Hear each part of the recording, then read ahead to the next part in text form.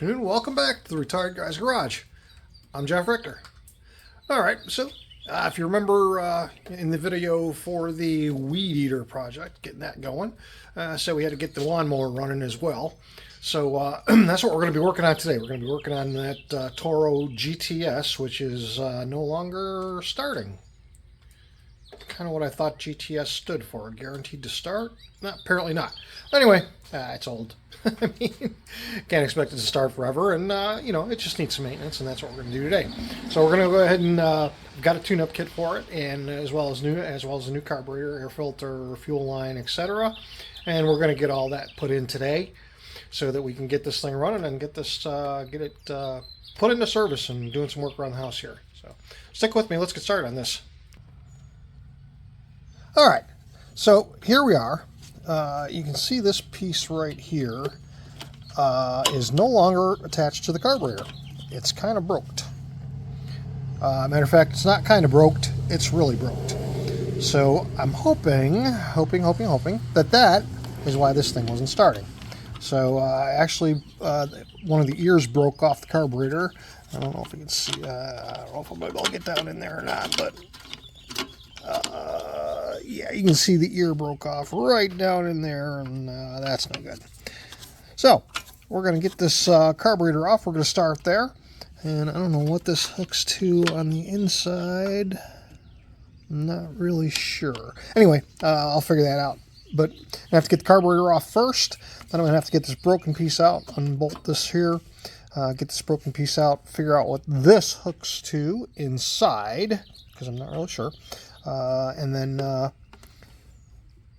springs, there's two bolts, one and two, that hold the carburetor on. Actually, I'm sorry, that hold the air filter housing on, this black piece. And then there's two bolts back here that hold the carburetor onto the engine. One, and the other one seems to be pretty well hidden. Ah, there it is. Okay, I found it. Okay, but it is pretty well hidden. Yeah, we'll get this carburetor off first and get the new one on. I'll give you a peek at the kit here real quick. So this kit came off Amazon. You can see new air filter, carburetor gaskets, new springs for the carburetor, new fuel filter, fuel line, and a new spark plug. So, gosh, I'm trying. I'll drop the link to it, of course, down below to what I bought. This is again, it's a Toro 22-inch recycler GTS. I've also got a new blade for it too, sitting in the house that I've got to bring out that we're going to put on too. And in just a second, I'm going to. When I get done with all this, there's a part broken underneath it too that's going to need to be replaced as well. I've got that on order. Should be here. Let's see, today's Tuesday. Should be here Thursday. So stick with me. We'll get this carburetor started and get to it. All right. So got the old carburetor off. There's a gasket right on that side for the air filter housing, and there's just an O-ring on this side. I'm going to go ahead and get this all cleaned up back in here so we get a good seal on the new carburetor. I've got some new fuel line that's going to go on. I'm going to have to drain the tank though, I think, so that it stops dripping all over my lawnmower. I'd rather not start on fire today. That probably wouldn't be a good idea. There's a new O-ring in the kit, so we're going to go ahead and get that on. Get that put on here. That is the inner carburetor seal. Had to take the spring off this spring right here. The spring just connects right to here when it's all said and done. And that's the throttle spring right there. Or the governor spring, I should say. The governor rod and the governor spring. So we'll get that new O-ring on there. We'll get the new carburetor mounted. Get this all cleaned up real nice. Get all the dirt out of there. And before I put this thing back in service, gonna have to get the pressure washer out, get this thing all cleaned up, and get it looking nice. And so it's of course, clean machine, always a better way to go. So we'll get this all cleaned up before I put all the covers back on it and stuff. But for right now, that's where we're at. So let me go get the new carburetor. I'm going to get some carb clean this inside here with some carb cleaner and get that all cleaned up and get the new carburetor on. So stick with me. All right, so actually went ahead and got a new fuel line in here. I mean, this mower is probably, I really don't even know. I mean, it's, probably at least 10 years old or so. So, and that was the original fuel line. So the kit that I bought off Amazon provided a new fuel line in the kit. So I did. And actually, originally this thing didn't have a fuel filter on it. So I went ahead and installed that fuel filter, got that on there. This piece is back in where it belongs, and it's doing choke things, which it's supposed to be doing. Install both new springs. These two new springs came in the kit, so those are both on. Got those put on, and this is back in where it's supposed to be. Like I said, doing choke things that it's supposed to be doing. So, yeah. Next thing I'm going to do is there's a gasket that goes here for the air filter housing. I'm going to go ahead and put that on real quick, and then after that, we're going to go ahead and put on. We got a new spark plug in the kit, so that's going to be next. We're going to put that on as well, and then going to get it down, and got a new blade for it, like I said. And I'll show you that piece in the back that's broken. There should be a flap back here under here. There should be a flap, which is missing because the part that it connects to is also broken under there. I didn't realize that until after I got it out of the backyard a little earlier on. So that's ordered, coming in from Amazon. Oh yeah, there you can almost see it right there. See this plastic piece right down there? Should go all the way around the other side. It's called a rear baffle assembly. So that's broken in half, and the mount on that side of the mower is missing for that rear flap.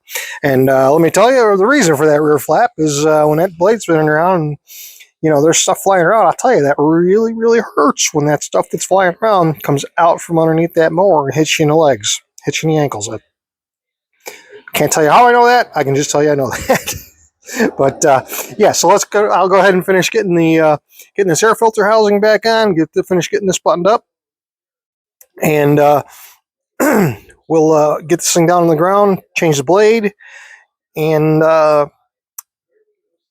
change the spark plug, and we'll be ready to fire this thing up. Hopefully, hopefully our Toro GTS will be back to starting again, which it hasn't been doing recently.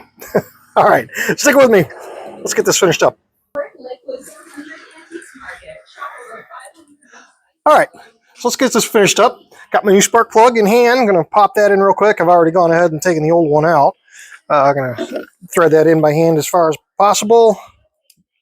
And we'll snug that up with the ratchet here.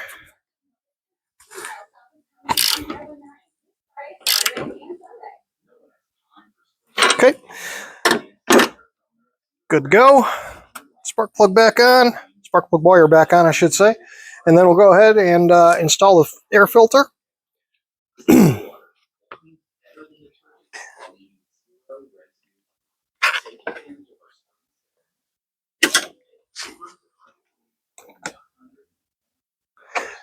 And we'll get that tightened up.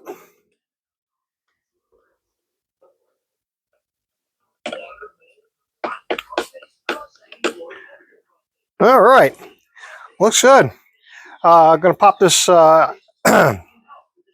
back on, but I'm going to leave it off for the time being because I'm going to take this over to over in the driveway there and pressure wash it as soon as I get that blade changed out.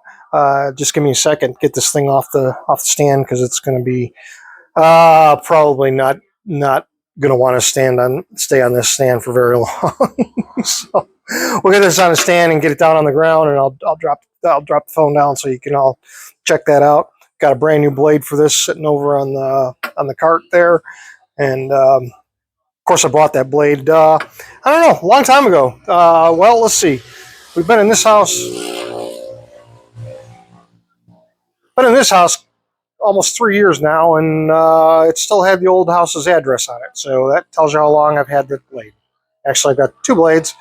I bought a pair of them just so I wouldn't have to buy another one, you know, the following year that I'd never put this one on too. So, yeah. So let's get that blade on, get this thing down, get that blade on.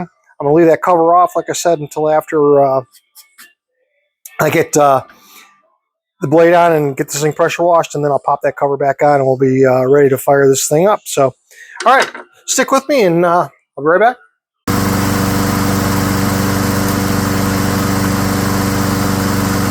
So the other day we were working on this Toro 22-inch recycler GTS and got it running good. Everything was working great. But remember I said that rear baffle needed to be changed out because it was busted up and, you know, shooting rocks at my legs and stuff. And that kind of hurts, not going to lie. But anyway, said, well, parts came this morning, just got here a few minutes ago. And thought, well, you know, thought yesterday I had a few extra minutes. I said, I'll just pop these couple of bolts out here right quick and, you know, get it ready for today. And, you know, heck, there can't take but 5 minutes to pop that thing off, right? So much for that. Yeah, this thing was about way more complicated than it needed to be. Ended up having to pull the handle off, the handle adjustment mounts, all that, the wheels. I mean, just craziness. How much work it took to get that thing apart. So let me get you flipped around here real quick and we'll show you what I'm talking about. Yeah, all right, so there's the new part, and you know, you wouldn't think it would take much to get that put in, but my goodness gracious, look at the mess this created. I am talking wheels, brackets, handle, just craziness that it took to get this thing apart. And you know, disregard all the quick rip parts and sockets and stuff. That's not part of this. But look at the mess of parts that I had to take off this thing to get that out. And actually, it worked out. Probably worked out for the best anyway, because as it turns out, once I got it apart, one of these rear wheels, the bolt was all seized up in there and probably wasn't turning real well anyway. So probably a good thing. And a lot of the parts were a little rusty. I mean, things been sitting for, you know, at least a couple of years. So yeah. So, but let's start getting this thing put back together, and we'll go from there. Try and get this mess put back together. Craziness, just absolute craziness. All right, so this rear baffle is going to sit in there like so. That rear flap will come down and close this back portion off. Remember, and then there's a big shim of sorts that goes in those 2 top holes, and then there's 2 smaller bolts that go in these front holes here that are going to hold this all together, and then there's a couple of washer type shims that go in those as well. So but yeah, let's start getting this thing put back together so we can try this thing out and use it. All right, so I got it installed. You can see these bolts way in the back there, kind of tough to get at. I ended up taking the rear flap off just for ease of access. And then, of course, these 2 bolts here. In my opinion, this is way more complicated than it needed to be. But, you know, I guess that's why the engineers bait the big bucks, apparently. But anyway, we got it. It's in.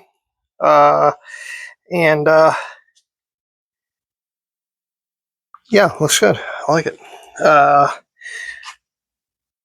I'll give the blade a spin here real quick and just make sure it doesn't hit it, because, you know, that would kind of suck that, you know, after spending $32 on it to have it, you know, break.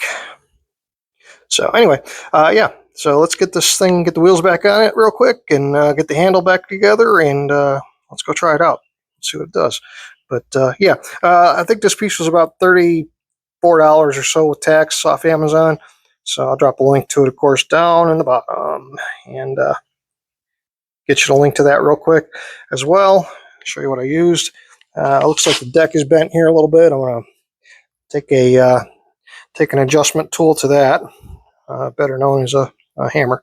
So yeah, we'll get this taken care of. So stick with me and be right back. Show you the finished product. All right, there is the finished product, and everything looks good. Blade's not hitting it, which is always good. And fired it back up again. Just got to put some gas in it, top off the tank again, and get this thing get this thing cutting some grass. So it's going to be time to get cutting some grass soon because, well, you know, it's Georgia and it's getting hot out already. So anyway, hey, I really appreciate y'all watching. Thank you so much. It means a lot to me that y'all are tuning in and watching these videos. I hope they're helping you out and encouraging you to get out there and get out in the garage and or get out in the shop and maybe take on a couple of these projects on your own. This one was great. I really enjoyed this one. It was good to get this thing running again after, gosh, like I said, it's probably been sitting at least 5 years or so. So it was good to get this one running again, and good to get it cutting some grass.